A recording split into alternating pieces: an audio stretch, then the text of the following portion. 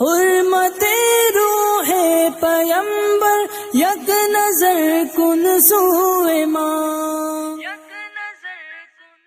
حضور اعلیٰ حضرت اشرفی میاں علیہ رحمت و رضوان کا ان کا اپنا ایک واقعہ جو انہوں نے اپنے اوائل عمر میں دیکھا تھا وہ انہوں نے نقل کیا ہے.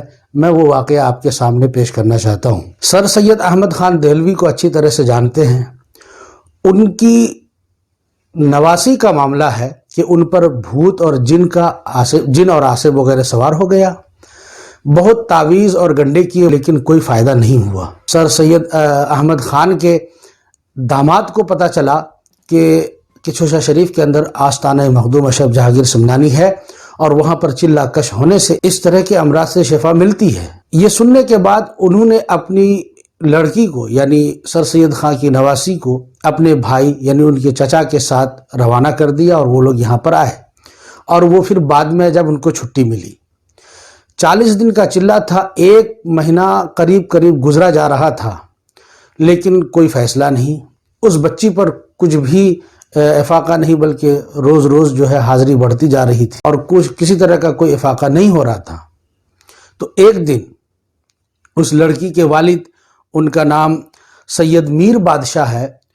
انہوں نے آستان عالیہ پر اوپر پہنچ کر مزار پر بہت عقیدت کے ساتھ اور پورے حضور قلب کے ساتھ انہوں نے ہاتھ رکھا اور ایک شعر پڑھا.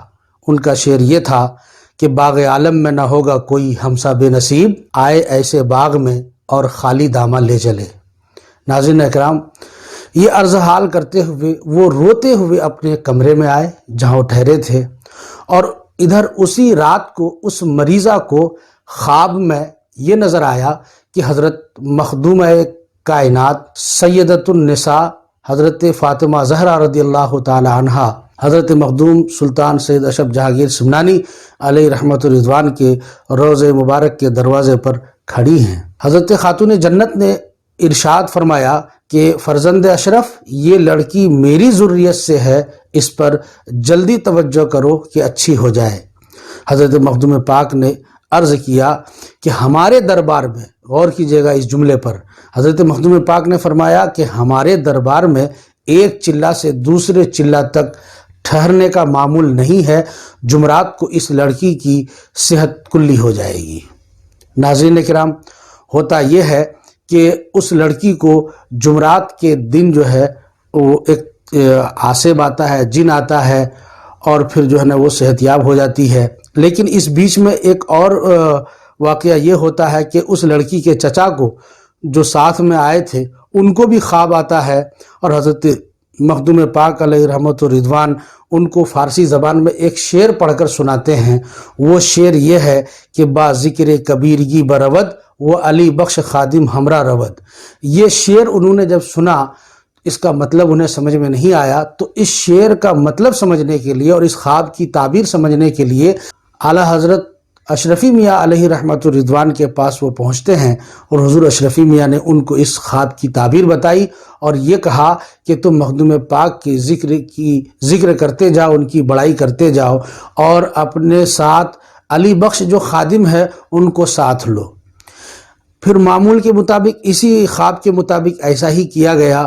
حضرت مخدوم پاک کی ذکر کیا گیا، ان کی بڑائی بیان کی گئی اور پھر جو ہے نا ساتھ میں علی بخش خادم بھی تھا. یکایک دیکھتے کیا ہے کہ وہ لڑکی جہاں پر چلہ کش تھی آستانے کے صحن میں، وہ اوپر اٹھتی ہے اور پھر دھڑام سے گرتی ہے، پھر اوپر اٹھتی ہے پھر گرتی ہے. یعنی ایک انسان کے قد کے برابر اوپر اٹھنا پھر گرنا، یہ دیکھ کر کے ان کے والد کو اور ان کے چچا کو یہ احساس ہوا. یہ احساس کیا، یقین ہو گیا کہ اگر میری بچی صحت مند بھی ہو جاتی ہے تو پھر بھی یہ اوپر نیچے گرنے کی وجہ سے اس کی ہڈیاں چور چور ہو جائیں گی، وہ کسی قابل نہیں رہیں گی. لیکن جب وہ اوپر نیچے کر رہی تھی تبھی وہ کہہ بھی رہی تھی ہائے جلا ہائے جلا ہائے جلا. پھر اس کے بعد جب اس لڑکی کو ہوش آیا تو اس کے والد نے پوچھا بیٹی یہ بتاؤ تمہیں کوئی تکلیف تو نہیں، تمہاری ہڈی میں کوئی چوٹ تو نہیں، تم کو کوئی پریشانی تو نہیں؟ تو اس لڑکی نے کہا ابا حضور مجھے کوئی پریشانی نہیں، مجھے کسی طرح کی کوئی تکلیف نہیں.